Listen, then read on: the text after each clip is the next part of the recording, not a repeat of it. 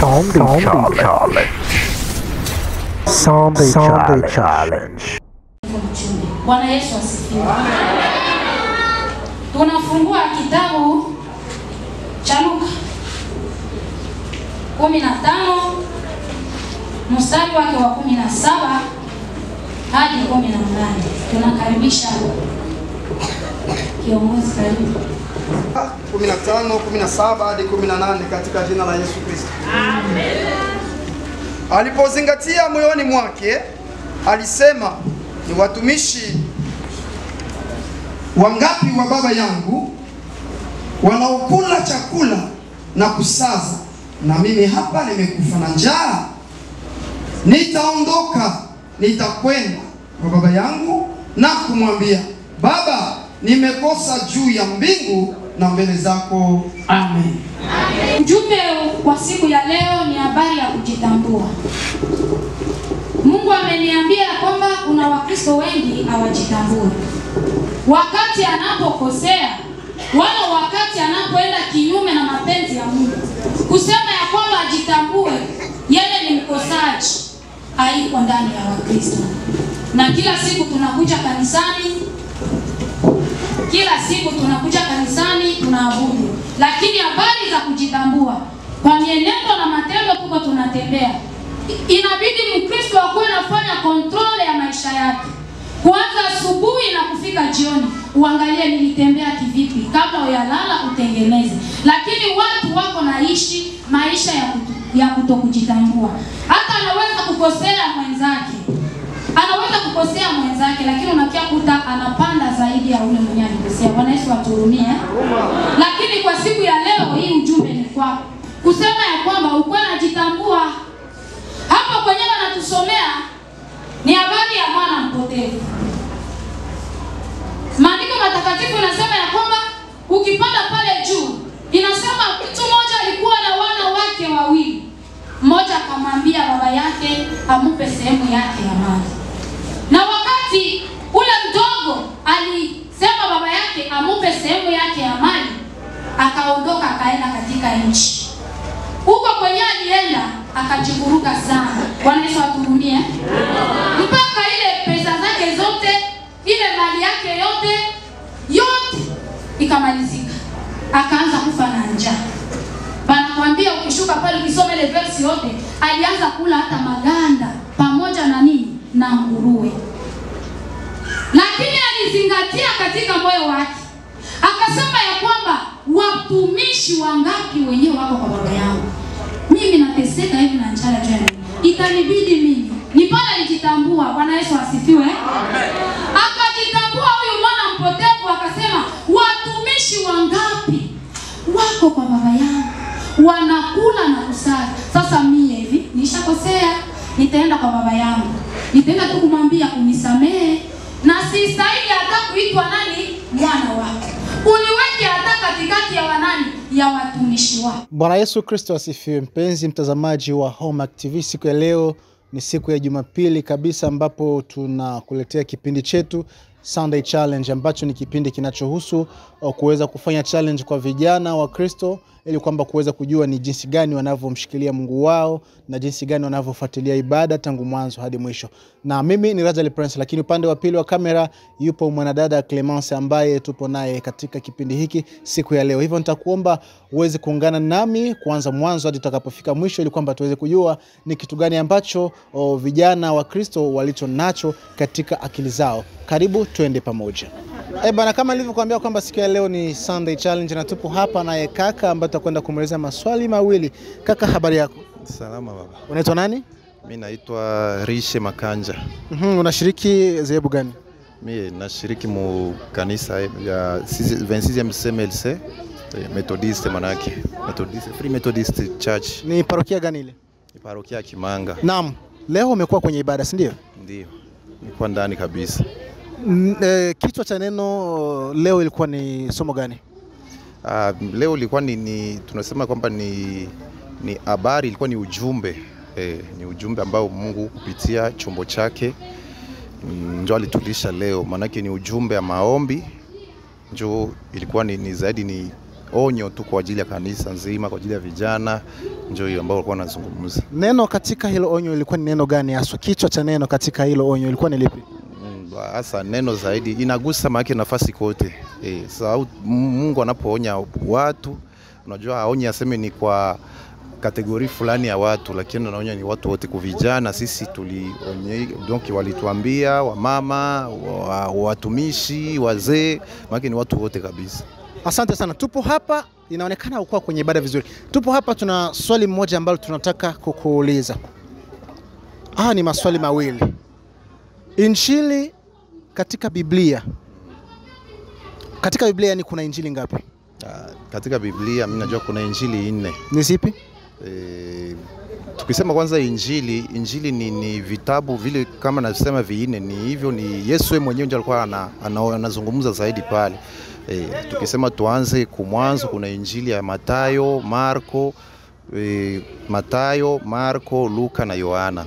Ndio injili 4 ambazo ni Yesu Kristo yeye mwenyewe alikuwa anazungumza hapo. Naam, vizuri sana. Kuna swali la pili ambalo ni kutaka kujua kitabu cha Matendo ya Mitume kimeandikwa na nani?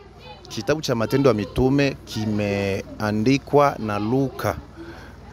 Luka ndio aliandika kitabu cha Matendo ya Mitume, sababu hicho kitabu ni mwisho kwenye kitabu cha Luka. Injili ya Luka kwenye inaishia, ndio kwenye kitabu cha Matendo ya Mitume kinaanzia hapo. Emedi Kyoto Gentil. Emedi Kyoto Gentil. Tunashiriki dhehebu gani? Methodiste Libre Paroisse Kimanga. Leo umekuwa kwenye ibada? Ndio, nimeshiriki ibada. Kichwa cha neno leo ilikuwa ni somo gani?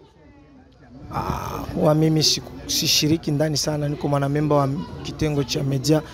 Tunapita sana na sipati muda sana kushikilia mahubiri ambayo wanahubiri. Kwani unakuwa wapi kipindi cha mahubiri? Kipindi cha mahubiri kuna muda najifocus kwa nje kwa kupika picha za watu ambao wako nje, kwa sababu kanisa ni ndogo. Hasa inabidi wale ambao wako nje nao wanapaswa kupata picha. Naam, kuna swali moja ambalo nataka nikuulize. Ni maswali mawili. Katika Biblia kuna injili ngapi? Katika Biblia kuna injili nyingi. Kuna injili ya Paulo, kuna injili ya yani injili moja najua ni ya Paulo, ndio ninajua sana. Katika Biblia kuna vitabu ngapi vya injili? Vitabu vya injili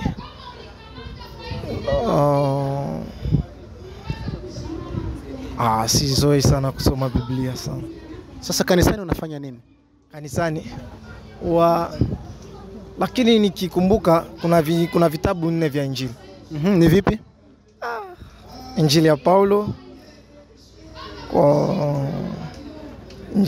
kwa Tesalonike, injili ya Paulo kwa Korinto, injili ya Paulo kwa Waefeso, injili ya Paulo kwa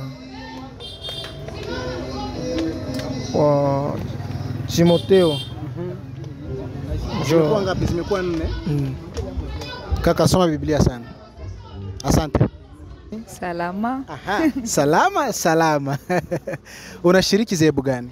Mie nashiriki kanisa letu la Methodiste Libre Congo, Paroisse Kimanga. Wow, leo umekuwa kwenye ibada? Ndio. Kichwa cha neno kwenye ibada leo ilikuwa ni nini?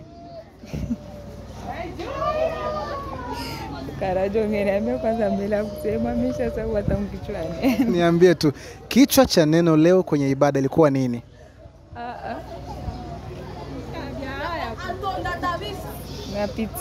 Unapitiwa. Leo mhubiri alikuwa nani? Mhubiri wetu alikuwa ni Mama Mwenge. Ameongelea mambo 6 katika ujumbe wake. Neno la kwanza lilikuwa ni neno gani? Neno la kwanza katika mahubiri ilikuwa ni wanandoa kutokuheshimia ndoa yao. Kweli? Ndio. Hiyo ilikuwa neno la pili. La kwanza ilikuwa ni? La kwanza limenipita. Hukumu. Sasa tunataka kujua katika Biblia kuna vitabu ngapi vya injili? Katika Biblia kuna Hebu niangalie huku. Uangalie kamera. Katika Biblia kuna vitabu 5 vya injili. Vitaje? Mwanzo, Kutoka, Walawi, Hesabu na Kumbukumbu la Torati. Kweli? Ndio. Sasa Mathayo ni kitabu gani?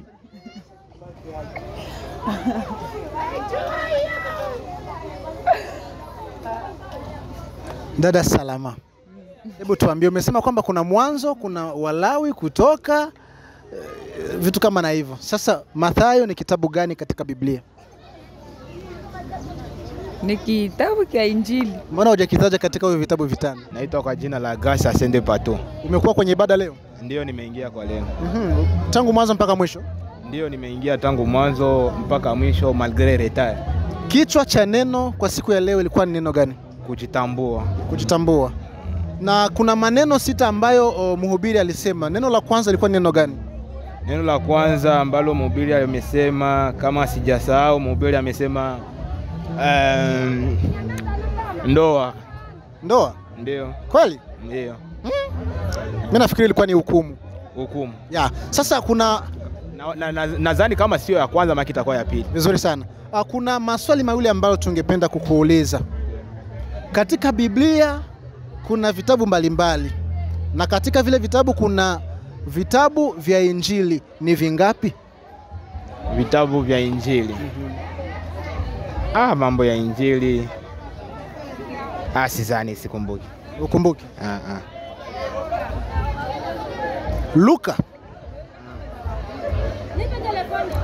Ni kitabu cha ngapi katika Agano Jipya? Like.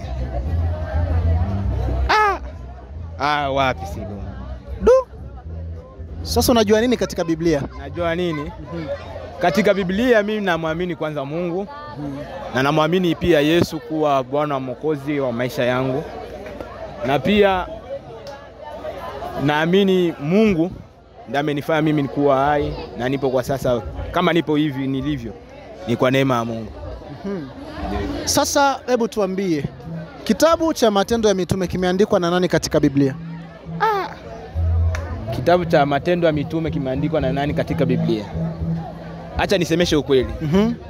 Mimi kiukweli siko mzoefu wa Biblia.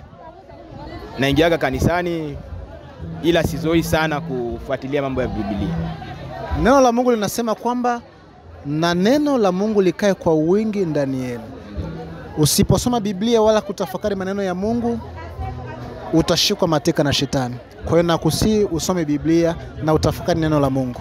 Ndio, tunajua maswali kama na hayo ya surtout hiyo maswali ya kuuliza mavitabu vile vyote vinakuwa vinapitikana mu Sunday school kama sikusahau. Sasa sie beno atukuweza ingia mu Sunday school. Ni vigumu sana kujipata mu ile makesho ya Luka ni kitabu cha ngapi, ni kitabu cha hivi, ni vigumu sana. Maana mimi zamani sikuwa Mkristo mbele.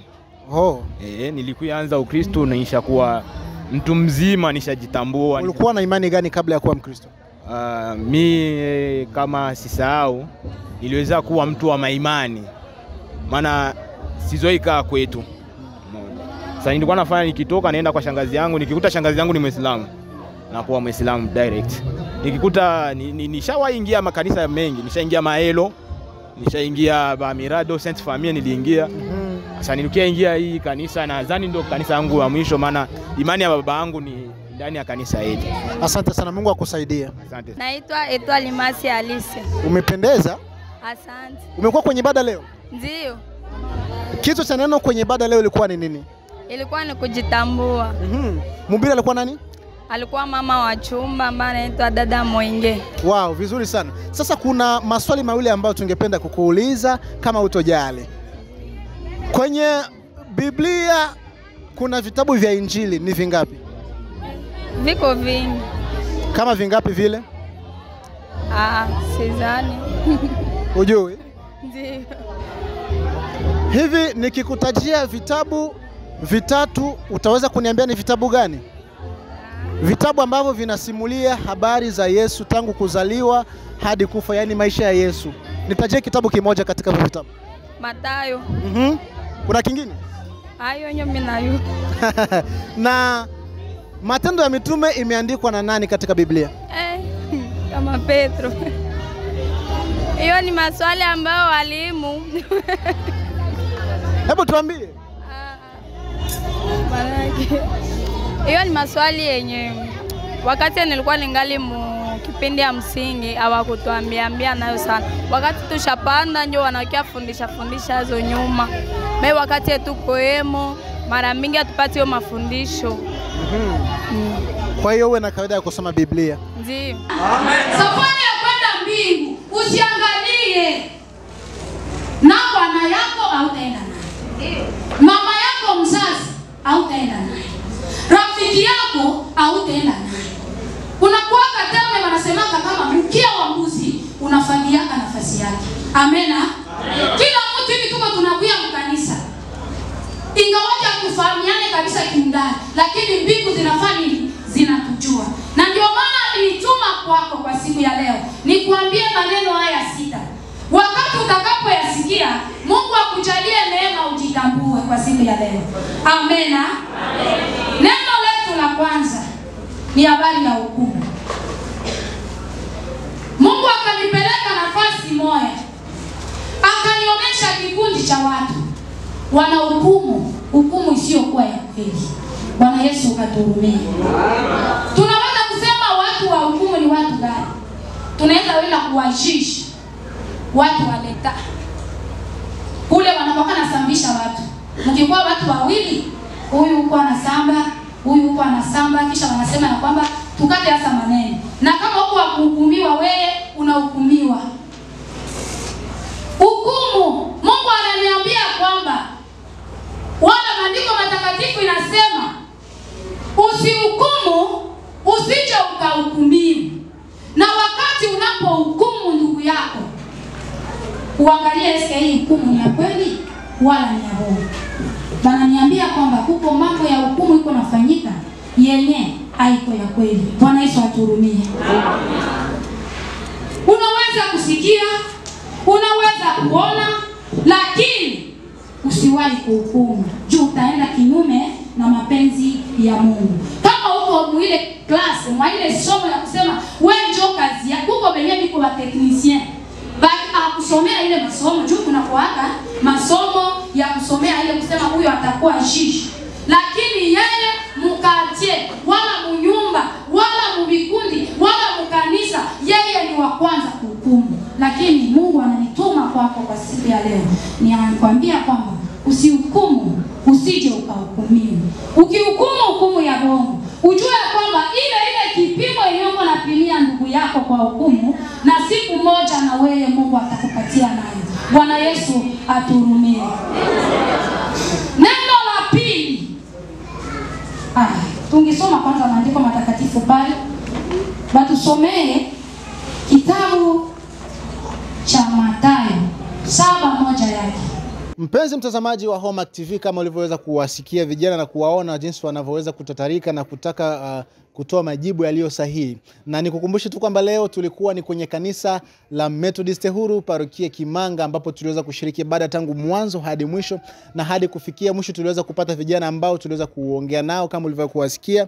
Na katika maswali ambayo tuliweza kuuliza, leo tutakwenda kutoa majibu. Na jibu la kwanza katika ile swali la kutaka kujua kichwa cha neno ilikuwa ni nini? Kichwa cha neno ilikuwa ni kujitambua. Na kuhusu katika maneno 6 ambayo mhubiri wa leo alikwenda kusimulia, neno la kwanza ilikuwa ni kuhusu hukumu. Hiyo ndio ilikuwa jibu ya hilo swali. Na katika vitabu 4 vya Injili kuna Mathayo, kuna Marko, kuna Luka na Yohana. Na aliyeandika kitabu cha Matendo ya Mitume alikuwa si mwingine bali alikuwa ni Luka. Na hayo ndo majibu ya maswali yetu. Hivyo nitakuomba mpenzi mtazamaji uweze kuendelea kuwa pamoja nasi kuanza mwanzo hadi mwisho. Kumbuka uende kuacha comment yako hapo chini kwamba tuweze kukusoma. Unaweza kuwa na maoni gani kuhusu hichi kipindi, au ungependa tukufanyie nini katika kipindi kinachokuja hapo baadaye. Tukutane panapo majaliwa.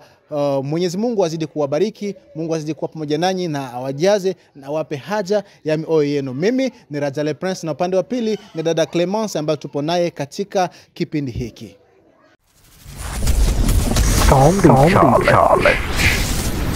Sunday Challenge.